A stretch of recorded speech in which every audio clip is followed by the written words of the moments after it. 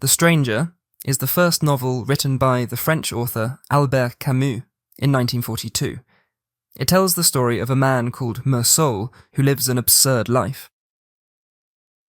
The Stranger is a seemingly simple book, but it hides a deep and thoughtful narrative that is full of implicit meaning.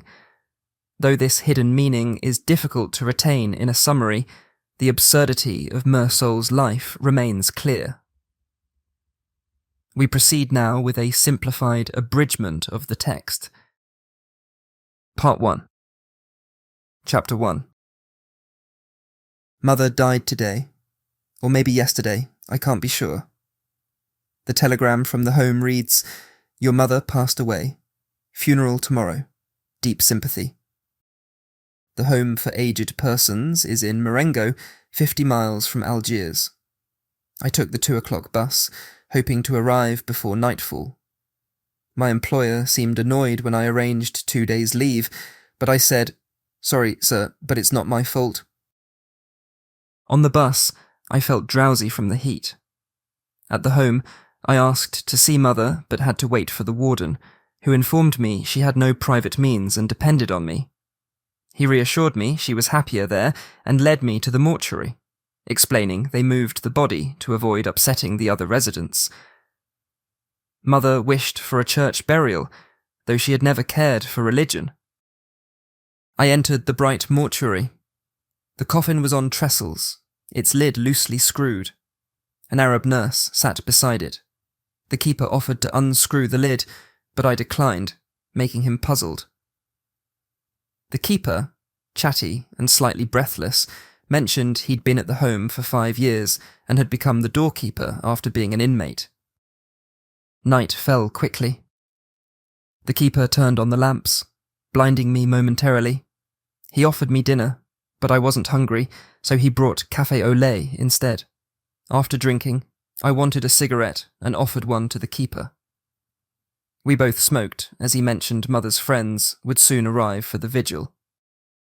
I dozed off, waking to see Mother's friends arriving silently, their faces wrinkled. One woman wept, and the keeper explained she was devoted to Mother. The silence and occasional sobs wore on my nerves. We drank coffee, and I dozed intermittently. At dawn, a man's coughing woke the others, and the keeper told them it was time to leave.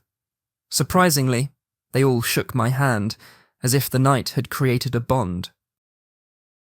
Exhausted, I followed the keeper to his room for more coffee. The morning breeze was pleasant, and I thought about a walk, if not for Mother. In the warden's office, I signed a document. He asked if I wanted a last glimpse of Mother before sealing the coffin. I declined. He mentioned he and a nurse would attend the funeral, along with Thomas Perez, Mother's close friend. Downstairs, the priest and 2 acolytes awaited us. The priest addressed me as my son and led us into the mortuary. 4 men in black stood behind the sealed coffin. The hearse arrived, and the priest began his prayers. We followed the coffin outside, where the master of ceremonies waited. Old Perez, Mother's special friend, stood nearby, looking constrained.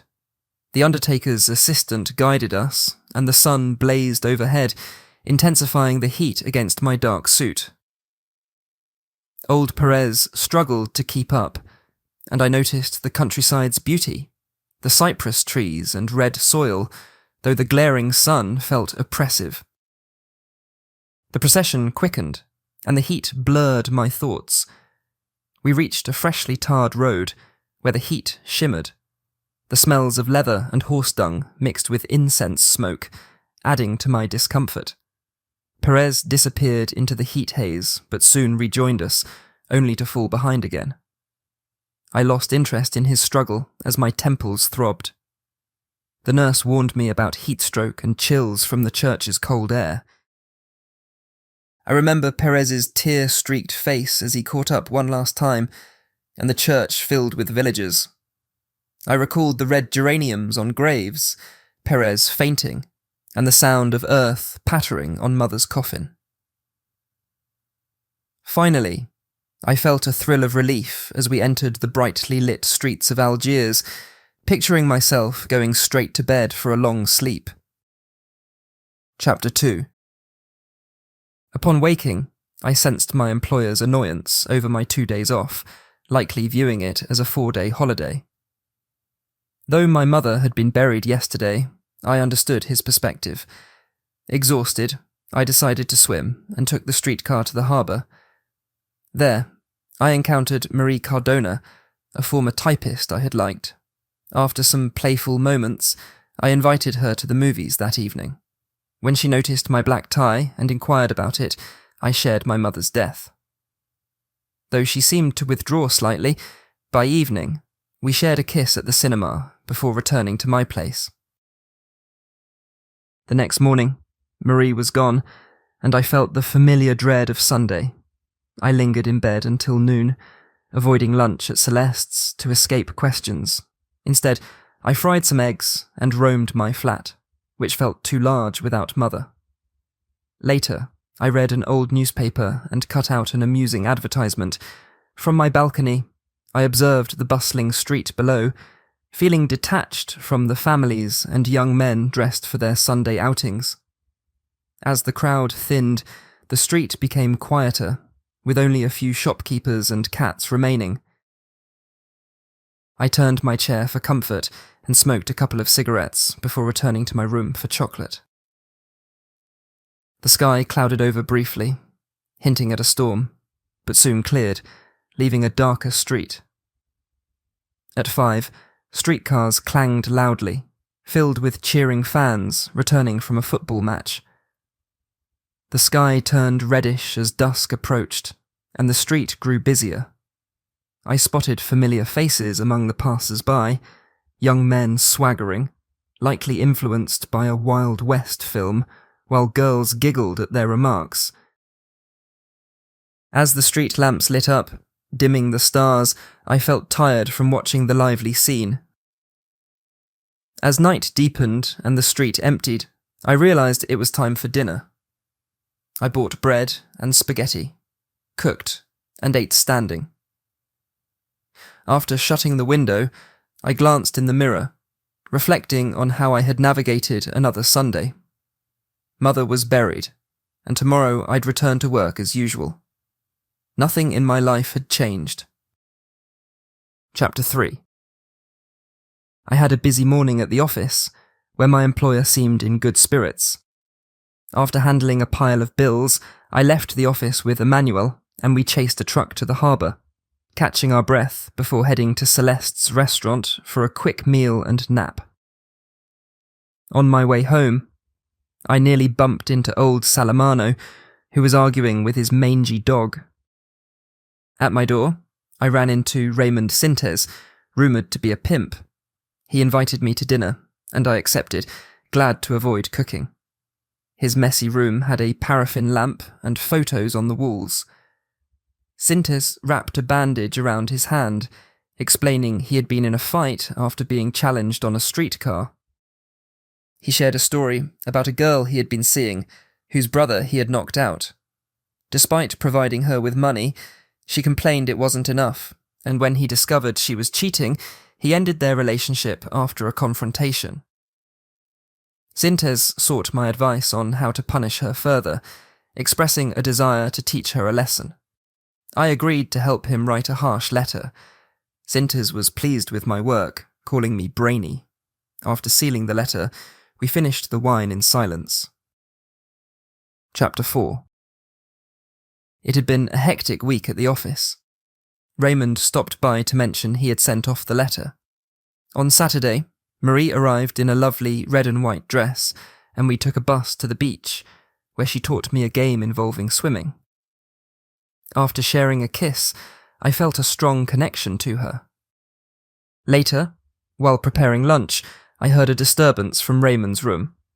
He was arguing with a woman, and when a policeman arrived, he struck Raymond for his insolence. The woman sobbed, calling him a coward. Raymond assured her they would meet again, but the policeman ordered her to leave and told Raymond to stay in his room. Afterward, Marie and I made lunch, but she lost her appetite. Raymond later visited, recounting how he had hit the girl after she slapped him and asked me to be his witness. I agreed, and we went out for drinks and billiards. Chapter 5. Raymond called me at the office, inviting me to a seaside bungalow next Sunday. I hesitated, having promised to spend the day with Marie, but he suggested she could join us. He then warned me that some Arabs were following him, one being the brother of the girl he had fought with.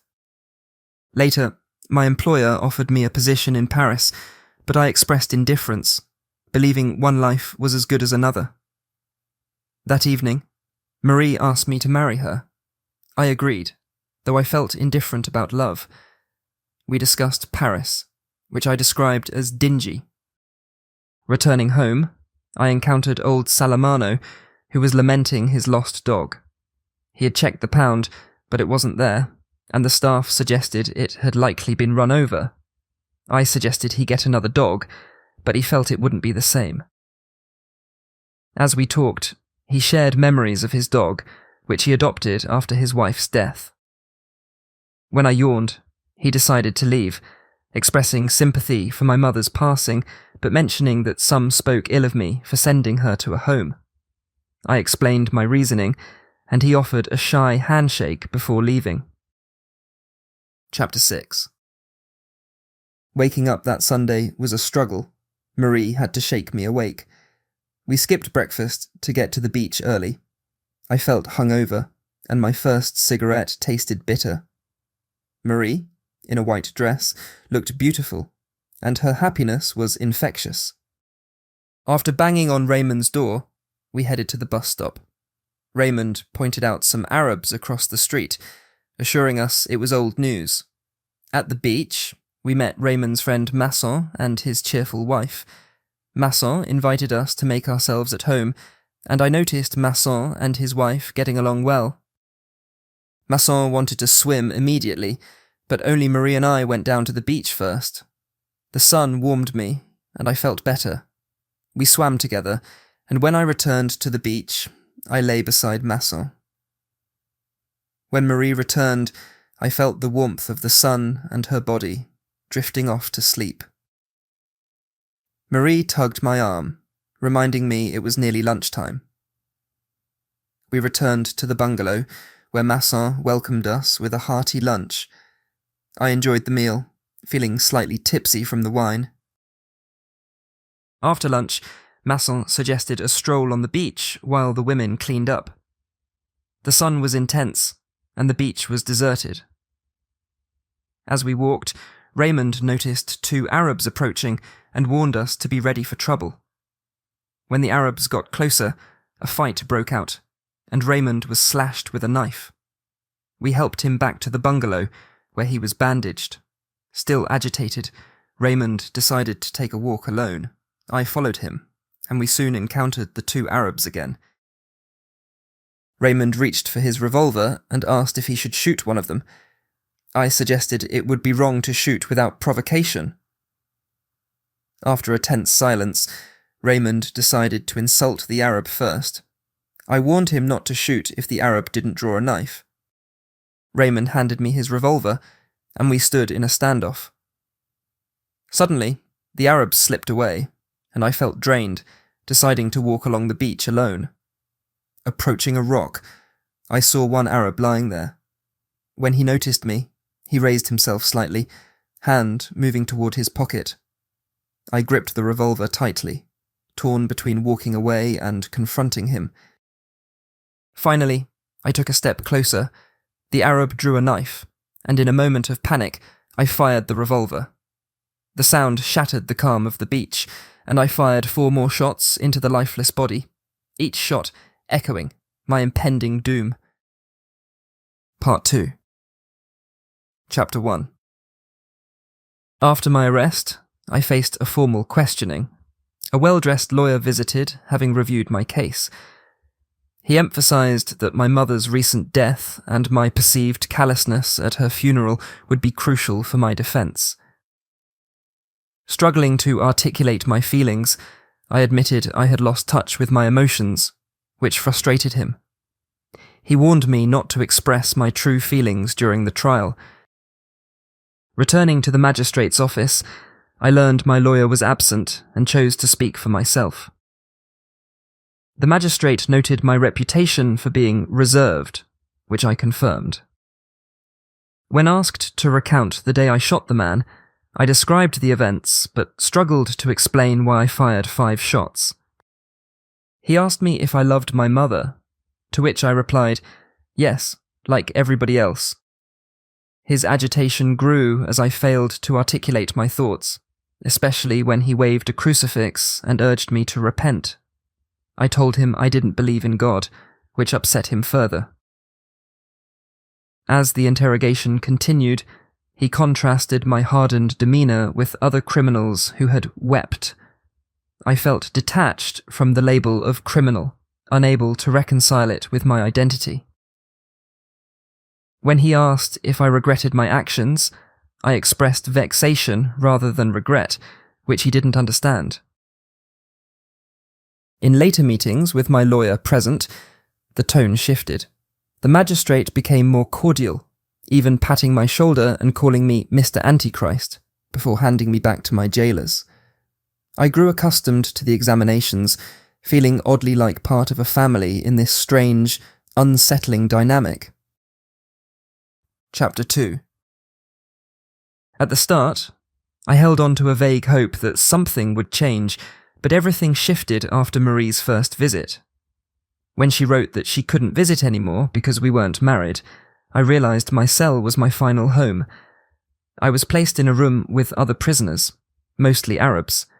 When I told them I had killed an Arab, their curiosity deepened. Later, I was moved to a solitary cell. One day, a jailer informed me I had a visitor, and I hoped it was Marie. In the visitor's room, I saw her through the iron grills, surrounded by others.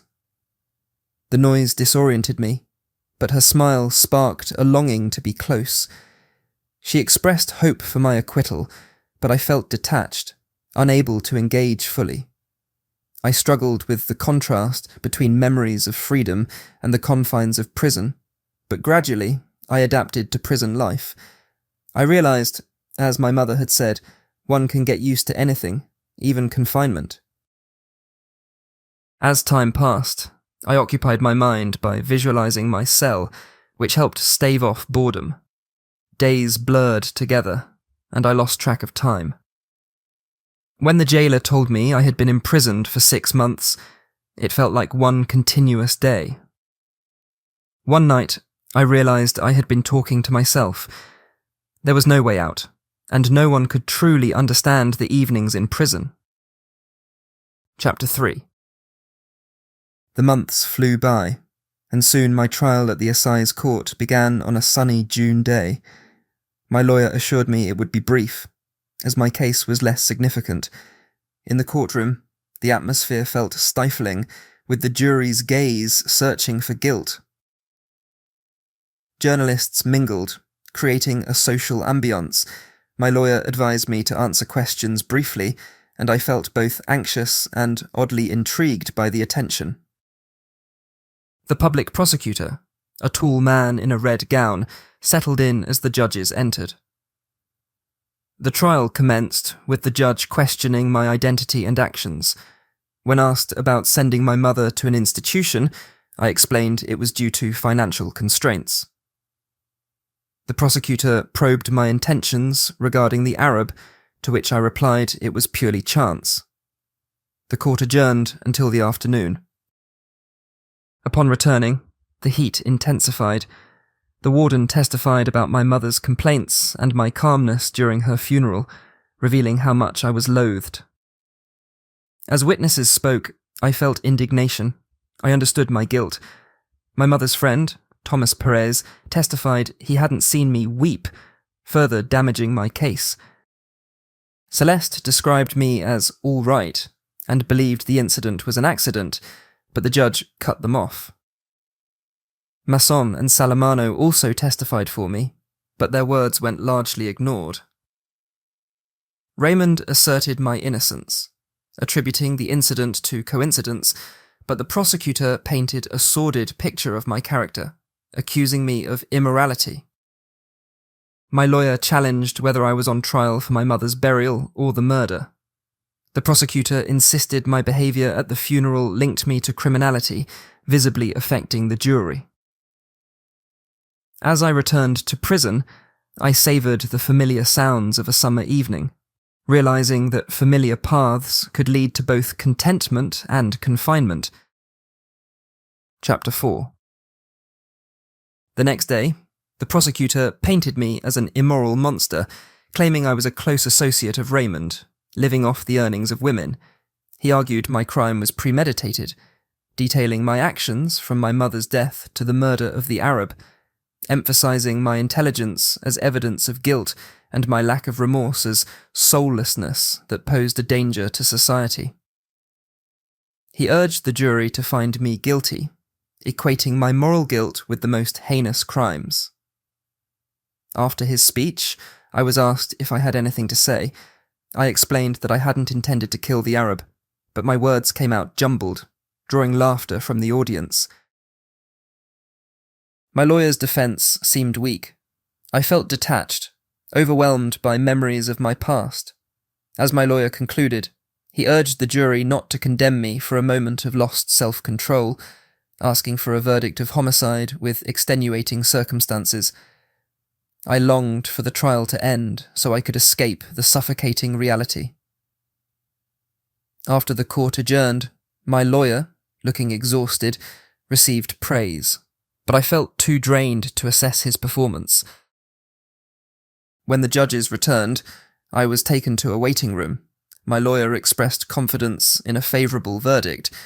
After a long wait, I was called back to the dock. As the presiding judge began to pronounce the verdict, I sensed a shift.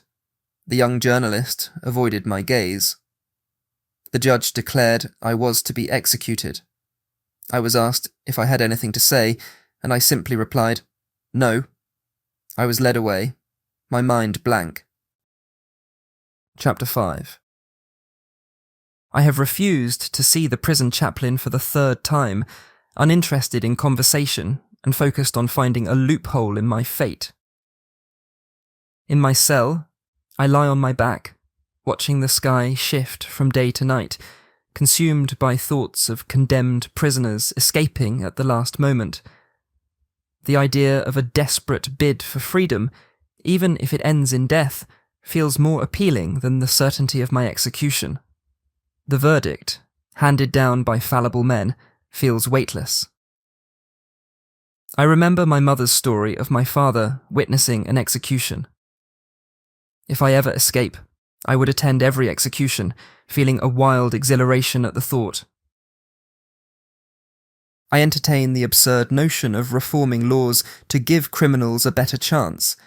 The flaw in the guillotine system is that the condemned have no chance at all. As I lie there, I try to distract myself from thoughts of dawn and my appeal. I listen to my heartbeat, unable to fathom its eventual end. I know they come for prisoners at dawn, so I spend my nights waiting, preferring preparation over surprise. The worst part is the vague hour before dawn, listening intently for sounds, relieved when I hear none. Each morning, as light fills my cell, I feel grateful for another day of respite. During the day, I fixated on my appeal, often assuming the worst, that it would be dismissed and I would soon die. I rationalised that life isn't worth living. Whether I died at 30 or 70, the world would move on without me. One evening, the chaplain unexpectedly entered my cell, asking why I wouldn't let him visit. I explained my disbelief in God, and he suggested my despair might be the cause of my attitude, but I clarified it was fear. He insisted that God could help me, but I rejected the notion. He spoke of every man being under a sentence of death, but I argued my situation was different. When he pressed me about my beliefs on death, I affirmed that I thought it meant nothingness. The chaplain expressed pity for my outlook, suggesting it made life unbearable. I found him dull and looked away, but his agitation caught my attention. He believed my appeal would succeed, but I needed to rid myself of guilt. I told him I felt no guilt, only the weight of my punishment. He looked at me sadly and then asked if he could kiss me. I refused, and he traced his hand along the wall, questioning my attachment to earthly things. I remained silent until he insisted I must have wished for an afterlife. I admitted that everyone has such wishes, but that I don't have the time to waste on God. He changed the subject by asking why I hadn't called him Father. I snapped that he was on the other side. He claimed he was on my side, but anger surged within me. I yelled at him, rejecting his prayers and asserting that I'd rather burn than disappear. I felt more alive than he could ever understand. As I shouted, the jailers rushed in to separate us. The chaplain calmed them, tears in his eyes, before leaving. Once he was gone, I felt exhausted and collapsed onto my sleeping plank. When I awoke, the stars shone down on me, and the cool night air filled my senses. I thought of my mother and understood her desire for a fresh start at the end of her life. With death approaching, I felt ready to begin anew. The rush of anger had cleansed me, and I opened my heart to the universe's indifference. For the first time, I felt a sense of happiness, and hoped that on the day of my execution, there should be a large crowd of spectators, and that they should greet me with howls of condemnation. And that brings us to the end of The Stranger by Albert Camus. Please consider subscribing to this channel with notifications on to be notified of more abridgments like this one. You can also support the channel by becoming a channel member. Thank you very much for listening, and have a good rest of your day.